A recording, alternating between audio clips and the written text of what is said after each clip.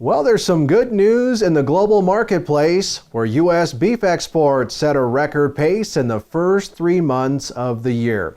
In fact, the latest statistics from the USDA compiled by the U.S. Meat Export Federation show that total U.S. beef exports were valued at more than $2 billion for the first quarter of 2020, and that's up 8% from a year ago.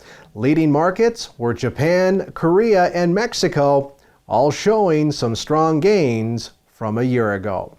Now, for more on the current cattle market situation, we turn to Duane Lenz with CattleFax. And Duane, we certainly saw beef exports up strongly in the first quarter of this year. How likely is this trend to continue for the remainder of 2020? Well, thanks, Russ. Nice to join you again. It's going to ebb and flow a little bit. You know, it's a bit of a lag on the export data that we get. The first quarter was good, as you stated. The second quarter is probably going to slow down a little bit as we get into the virus around the world. We do expect it to pick up again late third and fourth quarter. Right now for the year, we're expecting exports for beef to be up 5%. So it's going to be a good year.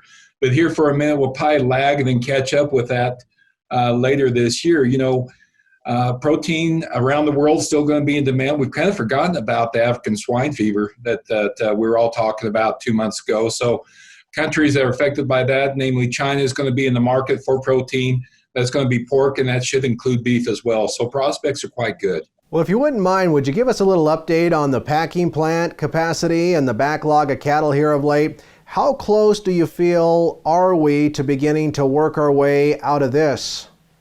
You know, we're making progress. Kills are picking up. We're not to where we were or where we want to be, but we are picking up a little bit. We're still backing cattle up. That backlog's probably going to continue into the summer.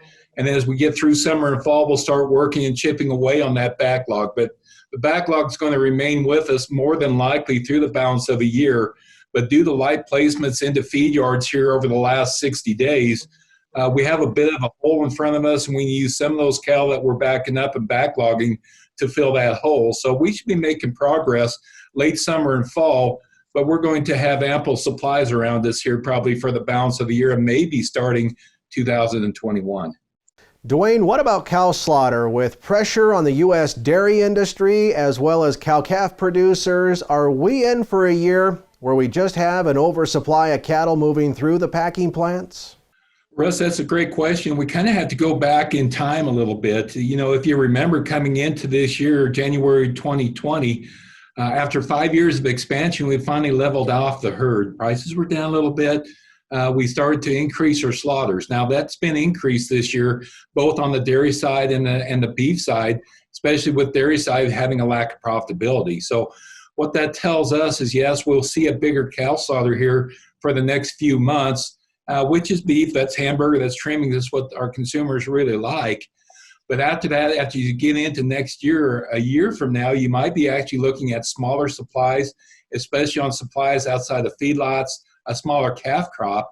And that would indicate moving forward for the next few years, we could have smaller supplies, which of course should be price positive looking down the next 2 or 3 years for cow-calf, stocker, and feed yard prices.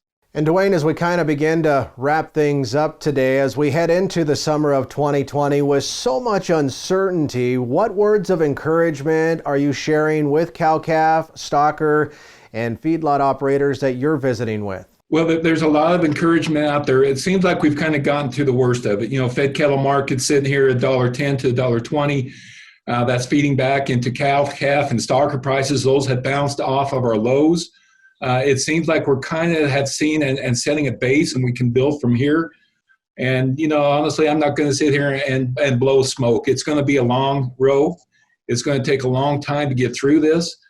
Prices aren't probably going to be back where they were a year ago, but we're closing in that gap. It should be closer.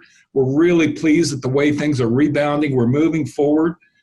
We think we're going to get through it in good shape. We're highly encouraged that we're starting to poke our heads out on the other side of it, but it's going to be a while. As far as what we're telling our folks is look for pricing opportunities this summer.